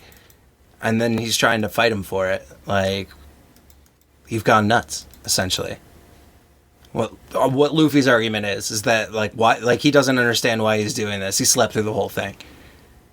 No, but I mean, like, the Luffy from the past would have been like, well, Zorro must have had a reason. Like, he would have given his first mate the benefit of the doubt. True.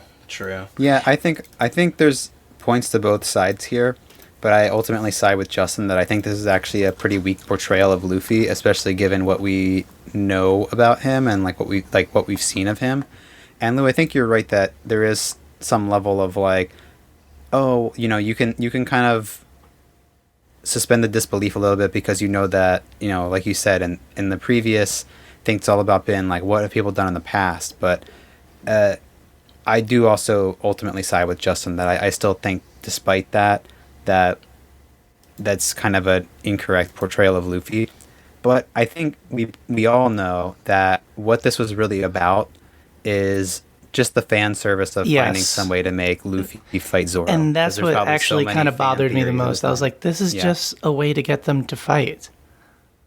Like, yeah, but I mean, they barely even got to fight because our strongest pirate came in and stopped it by knocking both of them out. Exactly. Well, what I love about this fight, though, despite all that, is I love that it shows that Zorro and Luffy are fighting, and they totally ignore Mr. Five and Miss Valentine, and to the point where, like, they're accidentally beating Mr. Five and Miss Valentine just from their own fight, like accidentally hitting them, or like a move that misses Luffy hits Mr. Five and like fucks him up. It's like Yeah, and they both yell at him, "Get out of our way!" Yeah, they're like they're like indirectly, blatantly which saying- gives them so much more portrayal and kind of like power scales them. Which I feel like also this fight was a little bit about like trying to power scale for the One Piece fandom. That again, I was not part of the fandom at the time that these episodes came out or that these chapters came out. But I imagine that there was probably so many people that are like, oh, Luffy's not as strong as Zorro. Or, you know, there's probably arguments in the fandom the same way there's arguments in the fandom today about Sanji versus Zorro. Or Vegeta versus Right. Zorro. The crossover episode we're waiting for. There are crossover episodes, actually. There's a crossover, there's like Jump Force? 20, there's like 20 volumes of a crossover between Dragon Ball Z, One Piece, and Toriko. What? There's like way more volumes than you would think there would be for it's not wrote it? canonical material, but I've read some of it. It's okay.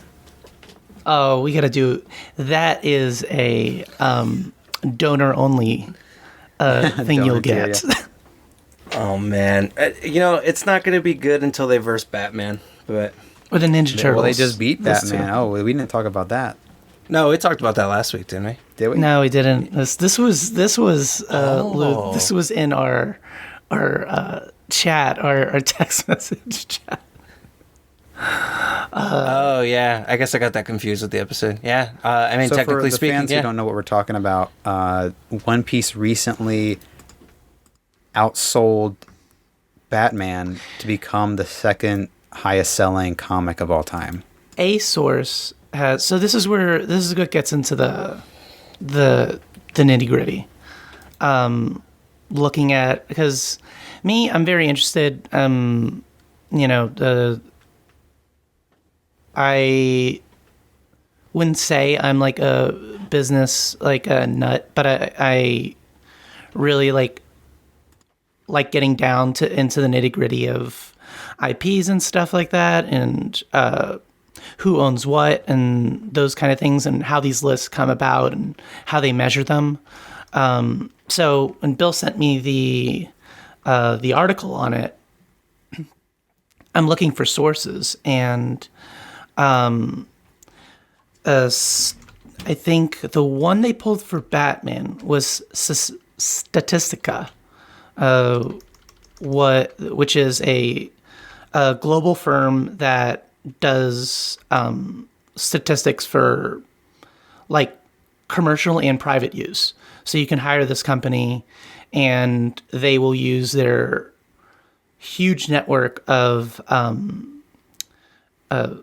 researchers to create statistics that would, people that are purchasing your product, are they between the ages of 18 and 34? What's their, the gender gap there, all that kind of stuff. But it's weird because the source that they used to measure the Batman sales was not the same source they used to measure the One Piece Oh, interesting. sales. And what was even more interesting is if you go in, for listeners that that are more into comics and stuff like that, there's two lists that you look at. One, and actually video games do this too. There's a shipped list of number of issues or number of games or whatever shipped, and then there's a sold through list. So the number that are currently on shelves, like sitting on shelves to be picked up, or that are pre-ordered. So, and they listed the shipped number as the source. So that was also interesting, and not the sold through number, which the other one did specify that it was sold through. It's not much of a difference or a gap, but I did find that very interesting. And I wanted to know what Batman series they were referring to, because they were just the thing that you brought up that I thought was an interesting point is that you were questioning if they were including, I think you were saying Detective, which is a series that Batman is in, And I think I was trying to find more info on that, and from what I understand, they're talking specifically about the like Batman series where like it's like Batman blah blah blah Batman the series, or it's like Batman is in the name. Yeah, the standalone title, like Batman. So so think of it this way: Detective Comics 27 was where Batman debuted, and then after that. Which I had no idea. I didn't realize Batman debuted in a comic that was not Batman. No, yeah. So, Superman debuted in Action Comics #1. Spider-Man, Amazing Fantasy #15. But after that issue, Detective Comics became the Batman book, basically. You got a Batman story in Detective Comics all the time, and now it is strictly a Batman book. Sometimes they'll have that just passed 1,000 chapters in itself, right? Yes. So Detective Comics has passed 1,000 chapters. Batman has passed 1,000 issues. They would call them. But at the same time, obviously, Batman has had there's not a week that goes by where there's not a Batman title. Batman : something. That's like its own standalone thing that's coming out. So Batman and Robin is another easy one to pull. Are they counting all of those issues? What I told Bill was, bottom line, it's been one series in 20 years that's even in, the discussion that it's even close is gobsmacks me. That's the part that gobsmacks me more than anything, because that is a huge number of issues to either ship or sell for a series that's been going on for 20 years versus a series that's been going on for almost near a century. And also that one is written by a single guy. Yeah, and illustrated by a single guy. Whereas there's a lot of different writers that have been on Batman over the years, right? Well, 100 years. Yeah. It would have to be. Yeah, so the reason why I don't question the statistic of it so much is this is something that's been in discussion in One Piece sales for a couple of years now, that it's been on track to outsell Batman. And so I think it's just recently that people have started saying oh no, it actually has, because we have this number and it says that it's bigger than the Batman number. And I think it recently outsold Harry Potter, and basically the only comic that has outsold One Piece at this point is Superman, which is sort of the undisputed top seller, because I think it's something I don't even remember, it was 200 million 200 difference between the two, between One Piece and Superman. Hey, so do you guys hear that siren? No. Because the nerd alert is fucking going off. You guys are dorks talking about Superman. Get out of here. First of all, no. Lewis, you probably know more about Superman than almost anybody here watching 10 seasons of Smallville. Somebody damn, the truth comes out. The truth comes out. Okay, but do you think Smallville was canonical? Huh? Pretty much. Yeah. If I gave you an issue of Superman, a random issue of Superman, and you flip through, you're like, oh yeah, I do know this guy. You know what I remember most about Smallville? It was 8 seasons of them just replaying the same footage of him getting hit by a car. And that was it. That was all I know about Superman. He got hit by a car once that was driven by Lex Luthor, and he won. Cold-blooded. Damn right. Not as cold-blooded as what they did to Ingram, though. Well, what I was going to say is one of the things that's great about Superman is his disguise, but you know who has a better disguise? Igaram. In drag, you love to see it. He's looking great, and I love how much Luffy loves to see Igaram in drag, because that's the first thing that's the first thing that Luffy says, wow, you look great, mister. You look amazing. Yeah, he's got his legs out, just looking so good. he is your like speak from the soul audience surrogate. Like, fuck yeah, do it. Yeah. Well, the funny thing about Igaram is supposed to look like Vivi, but the thing that I kept coming back to when I was watching, I was like, I can't believe that they're trying to make it like he looks like Vivi, because what does Vivi look like? She has blue fucking hair, and what does Igaram not have? He has blonde hair. Like, I don't know, like, personally, like, I don't see how you get them mixed up, even if they're on a boat, because I know if I'm, like, looking through, like, a scope trying to find Vivi, I'm, like, looking for blue. I'm not it doesn't matter. Well, maybe that's why they blew him up. Shirt. They saw him, they were like, what the fuck? Get him out of here. That's not Vivi. Wait, who's Vivi? The princess. Misu Wednesday. Oh, okay. Yes. Yeah, Okay. so this is also one of the fun things in One Piece is when a character has more than one name, it's normally that one set of characters know them as that name, and then the other set, like a different set of characters know them by either That's what a Christopher their actual Nolan chosen thing. name is. It's So like Strider and Aragon in Lord of the Rings, guys. yeah, so Vivi when she's in Baroque works, all the Baroque works characters are going to refer to her as Miss Wednesday, but she's Princess Vivi from the Kingdom of Alabasta. And what do we know about Alabasta? That That's is the arc everyone talks about. badass. That's where Crocodile is, for one. And what Crocodile is doing is he's manipulating the revolutionary War. army to go against he's basically trying to create a revolution so he can get the citizens of Alabasta to overthrow the government of Alabasta and the kingdom of Alabasta so that he can take control. But if he's so badass, why doesn't he just do it himself? Well, we'll get to that when we get to the Alabasta arc. Yeah. There's a reason. Well, they're off to Alabasta at that point, where we get introduced to Miss All Sunday.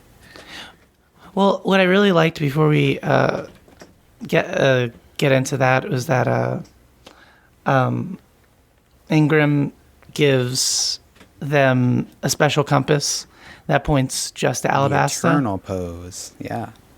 And then again it breaks like the next episode. There's like so many gadgets and like No, things no, the eternal pose to Alabasta doesn't break. I thought Luffy breaks Yeah, it. Luffy smashes No, okay, you guys are mixing this up. This is an important plot point, actually. So Miss All Sunday comes onto the crew and she's fucking around with everybody, and she's basically like, "Oh, where your log pose is taking you next is Little Garden, but you're not gonna make it to Alabasta if you go through a Little Garden. So I'm gonna give you this other log pose." This other eternal pose to get you to another island that you can get to Alabasta quicker from there. That is the log pose that Luffy breaks because he says, "I'm the captain of this ship, not you. I decide which way we go." So this is like a characterization moment for Luffy. They did not break the eternal pose for Alabasta. Oh, okay. So it's a different island that's closer to Alabasta. Yeah, it's basically an island that is farther away than Little Garden. So there's 3 of these things that you're saying? What's that? In this particular scene, there's 3. No. There, What he's saying- no, there is. Listen. So there's the log pose. The log pose is your all-purpose compass, right? Yeah. So the log pose, when you're going from island to island, the log pose shows you the next available, like the direction to the next available island once it gets the magnetism down. And there's a different amount of time that you need to spend on each island for the log pose to like. I thought that was pretty cool. Yeah. So it has to like kind of find that magnetism, and there's a different amount of time. You can also theorize that maybe some islands have more or less magnetism, and that's why it takes more time for the log post to like get cued into it and like tune into that magnetism. So they get the eternal pose for Alabasta from Igaram, and that's when they get them on the ship. When they encounter Miss All Sunday, there are in the Straw Hats' possession, they have 2 poses. One is the eternal pose that will always face towards Alabasta, and the log pose, which will go to the next available island. So it's 2 separate compasses that have 2 separate purposes, basically. What Miss All Sunday gives them is a second eternal pose towards a different island, an island that is further away than Little Garden, but is closer to Alabasta, and it's like, here, this is an eternal pose that will get you to go away from Little Garden so that way you don't get fucked up there, and we'll get you to Alabasta faster, because basically Miss All Sunday is kind of like, yeah, we don't give a fuck if you show up, we'll kick your ass, almost. Like, she's almost like taunting them. But the crew is concerned that maybe this is a threat, or maybe some kind of a trap, that the island that she's sending them to is actually worse than the next available island that they're going to go to with the log pose. But Luffy, the most important thing to him is the adventure that they're having, and that he's going to do it the way he wants to do it. So it's not a matter of whether it's safer or not. He's like, no, you're not going to be the one who tells my crew which way we're going. Yeah, and then she jumps onto a giant turtle that's just like a cowboy smoking a cigarette. That's what I'm talking about. What was it? Did that turtle have a name? I forgot what the turtle's name was. It did have a name. I don't know if I wrote it down. Ah, gosh, these are the things that we need to keep track. All the stuff, we really need to keep track of these animal names. Yeah, you know, we need to bring a fourth member of the crew on or something that keeps track of all the minor character animals. Yeah, we just like keep referring to them to say the name for us. We need like a true producer that just does the stuff in the background, that keeps all this stuff in check. Because we definitely need that turtle name, because that'll be on our t-shirts. Yeah, that turtle was dope. Not gonna lie, that turtle was pretty awesome. So yeah, they had Luffy, all big talk, yap. You still have the one that goes straight to Alabasta. So it's like you could just say, go to Alabasta, make it easy on everybody. Like, you don't have to go to Little Garden. Right? I mean, I guess. Yeah. Did they have an Alabasta? Now you got me second guessing. Because Ingram definitely gives them one. Yeah. That goes... Yeah, he does. Yeah. And he says that this one goes to Alabasta. When she was referring to, like, the one she had, or the one that I thought at the time was the one Ingram gave them, I thought it's the same compass. It just, this one goes to the island right before Alabasta. So it's like, get your bearings here and then go to Alabasta right after. Kind of like to set up camp, or, prep and everything like that. I did not know there was a third. A third pose, yeah. But pose. It's a second eternal pose. Yeah, it's an important distinction between a regular log pose and an eternal pose. Yeah, and just in my brain, I'm trying to work all these things. See, this is why the exposition's important. And it's okay if they cram it in. What I want is a chart. I want a spaghetti chart. I need to know everything. Everybody knows how I love charts. I love numbers. So it makes it all easy for me. Don't worry, Justin. I'll make one for you. Thanks, boss. It won't be accurate, but... I'll have one at least. Yeah. Something's better than nothing. And it could be right, because, the grand line, everything can go flippy-floppity, so, I'll take it. The zip and the zap. Zip zap. Yeah. Well, once they do all this, we get reunited with two old friends of ours. This is what we gotta talk about. Oh my gosh, I'm glad you're on the same page, Bill. This is what I was so excited for. Yes. Okay, actually, last episode of the podcast, I was talking about how I'm going to be adding the cover stories when they come up on, like, as we talk about filler episodes, we're going to combine that with talking about the cover stories. And so the cover stories are these canonical things that show up as the first panel of each chapter of One Piece sometimes. I'm describing this really poorly. So you get the cover pages, which is an illustration that Oda does at the beginning of each chapter of One Piece, and some of those cover pages turn into cover stories, where it's a sequence where each chapter that comes out week to week, you also get one page of another story that is outside, not dealing with the main characters, but is dealing with some kind of tertiary characters.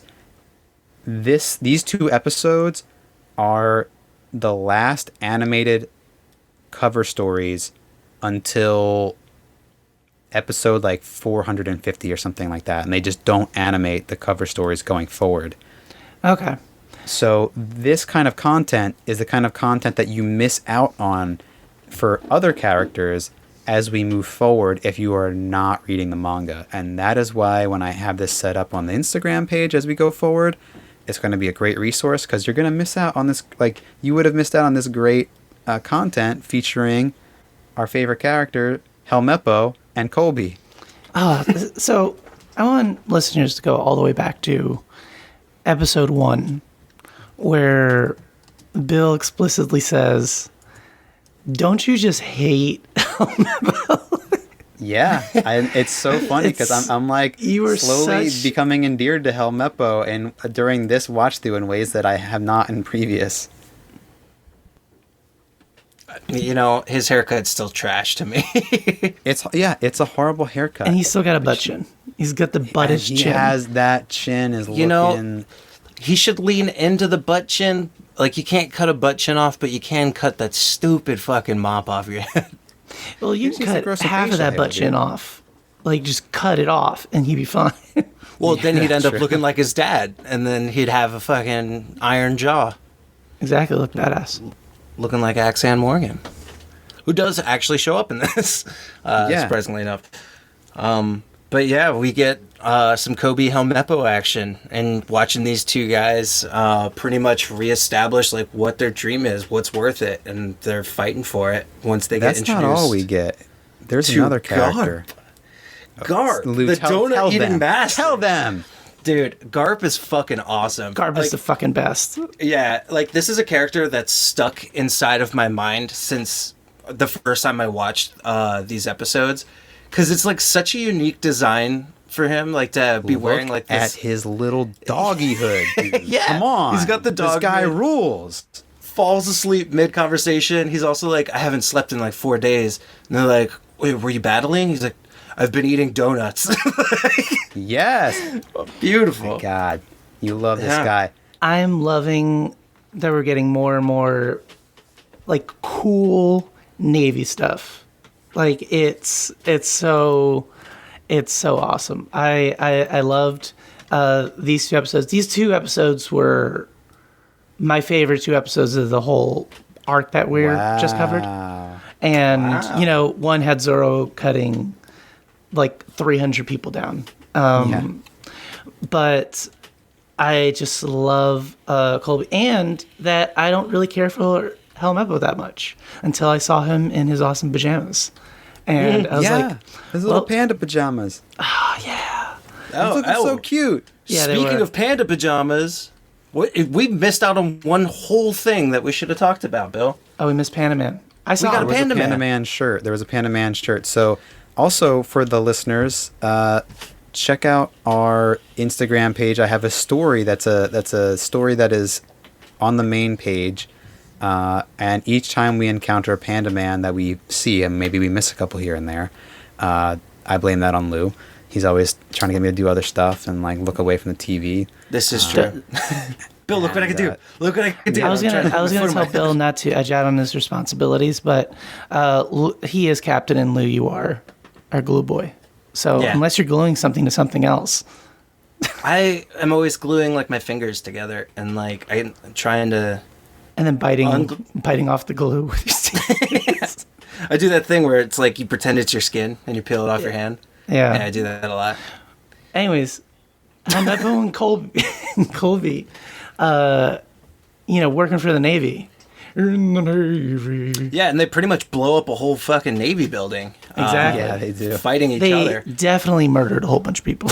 Yeah, 100%. And Garp appreciated it and that kept was funny. tabs on them. And yeah, starts training them. These Pretty much boys testing are their- getting jacked, my dude. Did Yeah. you Let me tell see- you something. is- It is Hot Boy Summer. They got the Tell shirts them. off. They are doing pull-ups, push-ups. Like Tell you see 'em. What Colby, else? And he takes his glasses off and he's like, "Yeah, boy." Yeah, What else? This is actually my very, very, very of the week is Kobe's ripped. He is cut. my Oh dude. yeah. the physique Yeah. Tell him, Yeah. You can't, like, Looking this sounds hot. fucking lame. I'm trying to get back into shape, and, like, seeing Kobe, like, work out and, like, try to get better, I'm like, fuck yeah, I want to be just like Kobe. Goddamn right. Look at Kobe. The chest, defined. The abs, cut. Defined. The hair, bulk. Defined. Helmeppo. The way he doesn't even smile for photos. Whack. The way No, he doesn't don't- even cut his hair. Don't, hey, I'm starting to like Helmeppo. Come on. No, he's a war criminal. Doing He's a those war hanging- criminal, Bill. Hanging crunches. No, the way he stands up to his dad and calls him a little piece of shit, I do respect him for that. But I don't respect the Navy for not taking the axe off of Axe Morgan's hand. That's a bad call on their part. All the blood would come out. You know, you can replace it. It's just screwed in. You could see the two screws holding it in. Well, before he kidnaps Helmeppo, Axion Morgan, he cuts Garp. And Garp wakes up like 10 minutes later. He's like, oh, what's going on? They're like, oh, you got cut. He's like, who got cut? Someone got injured? And they're like, said, yeah, son- you. And he's But- like, oh. You've been done I'm in. good. Yeah. And he says, who's been done in? And he looks at his shirt and he's like, oh. It's that donut high. Oh, you know what it is? You know why you love Garp so much, Lewis? Well, It's your dad. Yeah. That's I can That's see your that. dad as Vice Admiral. Eating a bunch of donuts and falling asleep mid-conversation. 100% my dad. He does that now. Yeah, exactly. Commands the same amount of authority. Man, when my dad says no, it's try again in 5 minutes. It means, what was the question again? Yeah. Man. Yeah, overall, I think it's pretty sick. Watching the fact that we stay with Kobe and Helmeppo, and like they weren't just some one-off thing to like launch the show, and like And we get 2 episodes with them. That was even the better part. Where I was like, oh, they're going to do a nice like episode. No, 2 of them. which leads Thank me to you. believe there will be more of them in the future, which I am all for. Oh, you know there's going to be more Colby. If not, I'll write that series myself. Colby, Hot Boy Summer. Are you guys XXX. calling him Colby? Kobe. Kobe. He ain't got no L. Koby. Yeah. Kobe, baby. Kobe. And also, can we talk about Helmeppo is turning around because he's never experienced friendship like Kobe's friendship. Oh, is yeah. true. Well, he was going to Richie murder that Rich. kid. Yeah, didn't he stomp on some kid's rice? He fucked Yeah. up in the past. There's no denying it. And you know what No Luffy would say denying. about that? I don't care about his past. He's my friend. And who is the stand-in for Luffy in these episodes? Kobe. Kobe's taken on Luffy's mentality, That's true. and we see the benefits. My Yeah. guy's got a sick pecs now. You know, I could honestly see, because you've talked about it before, how like this show has helped people's depression. I'm starting to feel it. You know, Absolutely. gives you something are to like kidding? fight for. I'm like, you know what? Yeah, my friends, they're all right, and you know, I'll fight for them sometimes if I feel like it, because I love them. Oh, there was a scene, I forgot where, Usopp was yelling at some guy about not, like, trying to fight him, but he was inside the ship, inside the door, behind everybody, talking all this crap. That made me laugh. I just wanted to put that out there. But yeah, no, Hot Boy Summer's happening, you know. And okay, so I'm obviously just ragging on Helmeppo a little bit. But it is interesting how you see it is. You're right, Bill. That is the Kobe doing basically stepping in for our boy Luffy in this partnership. But what's even cooler is that when it gets flipped again and Helmeppo's like, well, I'm gonna do crazy workouts at night. And Kobe is the one that's hesitant. Yeah. And that's when he's like, nah, I mean, do what you want. Like, this is how you do it. This is how I'm going to do it. And basically, the students become the master. All of a sudden, like, they need each other. Now they are a team. Yeah. What a great team, too. No, you wouldn't have imagined. Pretty sure he tried to kill Kobe at some point in that first arc. Yeah. Yeah, and again, what comes around, it goes all around, guys. Sorry. And it's just highlights how unpredictable One Piece is. It's just, how, as the viewer, you don't always know what you want. You're like, oh yeah, Helmeppo, next time I see him, I hope he's getting his ass kicked. And he does get his ass kicked by Garp about 10,000 times. But, like, you don't realize, like, oh yeah, I didn't expect that he could have this beautiful friendship with Kobe and that they could inspire each other and make each other better. And God, it's just, you love it. You just love to see it. And his hat. And these are not even the main crew. And like, man, there's just so many good characters in the series. No, it's what you talked about before, where those episodes where we get to see the world a lot more. We get to see Navy HQ and how they train like beasts, like all day. It's just, don't stop training till you faint. Yeah. Makes me want to get one of those Navy uniforms. It shouldn't be that hard to make. Oh, you're gonna make it from scratch? No. I mean, it can't be that difficult to get like a baseball cap and like a sleeveless shirt. I think you own 2 of those things already. Yeah, I definitely do. But no, I really enjoyed those last 2 episodes. He is Vice Admiral. What's his name again? Garp. He's my boy. I love that guy. So don't know what the deal is with his hat. I'm not gonna lie that the hat did throw me off. Throw you off into thinking that this is the best character you've ever seen. Yeah, no, of course. And it does say Marine. So that is official Navy attire. So I am fine with that. Because before I was having a problem with Navy officials not being dressed like they're in the Navy. Yeah, you're like, they're not professional. Yeah, but that it did say Marine in the back. Other thing I liked is I love any character that wears the coat over his shoulders, but not through the arms. Yeah, not through the arms. Oh yeah, come on. And it doesn't drop it once. Yeah, there's a lot of that in One Piece. Yeah, And I've also, noticed.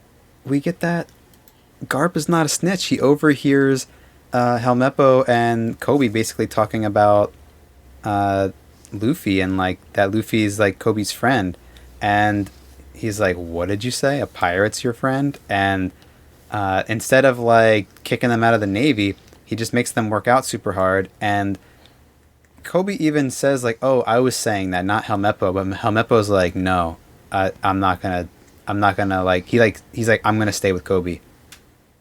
Yeah, whatever you do to him, you do to me. Best friends till the end. If it was me and Lewis, I'd be like, "No, fucking Lewis said it the whole time." I'd be like, Justin was the one who said it. I don't even know that. I don't know that boofy guy. I do. Oh, one other thing before we kind of wrap up. I do like Kobe's dream about being second lieutenant. Yeah, He's like his grand dream. Made me laugh. Well, that takes us into our next episodes that we'll be covering. We got Kobe in the Grand Line now. We got Luffy thank God. and Strawhats in the Grand Line. What episodes are we covering next? the next episodes that we'll be covering on the very, very, very strongest One Piece podcast is 70 through 77, the Little Garden arc. Hell yeah. Little Garden arc is sick. I am so and Miss looking All forward Sunday to was trying to get us to not go here, but we said, fuck you and your eternal pose. We don't need that shit. We go where Luffy wants to go, and we're going to Little Garden. Yeah, which doesn't seem to be that little. Big old footprints. Big footprint. But, and that could all be perspective, people. That could actually be like an ant's footprint underneath that turtle or whatever. I don't know. Could have been super. There are turtles. We've seen turtles in One Piece. It's fucking turtles. I can see Turtles are all the time. canonical, and they smoke cigars turtles, and wear cowboy hats. Yeah. Best turtle. But yeah, no, I can't wait. I needed this arc to ramp back up to where I was at the end of Town. Logtown. And yeah, got me right back there. And I'm so happy. Well, get ready. Saddle up, Seabiscuit, because the next one is such a good arc. I genuinely love Little Garden arc. Do we do a very, very, very for the week? Yeah, Kobe's abs, man. Oh, yeah. Yeah, dude. That's not your very, very, very after seeing these episodes. I mean, personally, mine were Kobe's pecs. They look great. You know, this guy's clearly hitting the bench. He's hitting the dips. You know, he's doing overhead press. He's doing push-ups. This guy does it all. He's And got that push sword. days. Like, He's doing pull days. oh my God, this guy. You know, it's just like you love to see the games. Yeah, that's why they call him Creatine Kobe. Great team. Dude, next time I love that. Next time we see him, he's got all these acne pimples all over him. all of his back. Oh no! So actually, this is you know, I'm not trying to over predict or oversell anything here, but I feel like we're starting to enter the part of One Piece where I'm interested in how far we can get before Justin says this is if not his favorite, one of his favorite series. I really like it. I mean, and right now, I can tell you that I'm in for the long haul. Oh, thank God, we have some episodes to record. Yeah, I know. But, you know, or even if I wasn't doing the show, like, I would be in this for the long haul. I'd be watching this show from beginning to end. I'll not say it is my favorite show of all time just yet. Yeah, I think that's I mean, I don't think that it would be at this point, but I think we're going to go into some content that is going to really, like, Elevate. surprise you. And I think Lou can also attest because he's, you know, seen some of that content at this point. You know, I'm not going to say anything about details or anything like that, but up until recently, yeah, I've got like this resurgence and more respect for One Piece that solidified it. Like I was there, but like I just needed like a little bit more of a push, and I got it. So it did take me a little bit longer than maybe what Bill was talking about. Actually, that's not true either, because like, you know what? Fuck that. It happens almost every arc where I'm like, and then I'm like, yeah, the roller coasters for me. No, But this then again, one- I have ADD. This one, I was having that feeling a little bit at the beginning because we just got off a filler arc, and then we had this episode where we were in this whale for, you know, and if it's a reverse island arc, I was like, oh, are we gonna be 7 episodes in this freaking whale? Like, you know, and we just got to the Grand Line. I was like, I don't know if I can deal. But then where it leads to, really, really strong. And again, loved it. But I want to say so much more, but I can't. yeah, well then don't. There's I won't. plenty more to I'll say save as we it. continue this podcast. I'll save it. Let me ask you a question, Lou. Yeah. If you wanted to keep up with the latest goings on for our show, where would you go to do that? Man, I guess I would first start at Apple Music and then move to Spotify. There's also our YouTube channel. Oh, did we mention the Instagram that we have too? You know, it's just boundless how many places you could go and listen to the very, very, very strongest One Piece podcast. I've always wanted to do that. It took until episode 8. Thank God.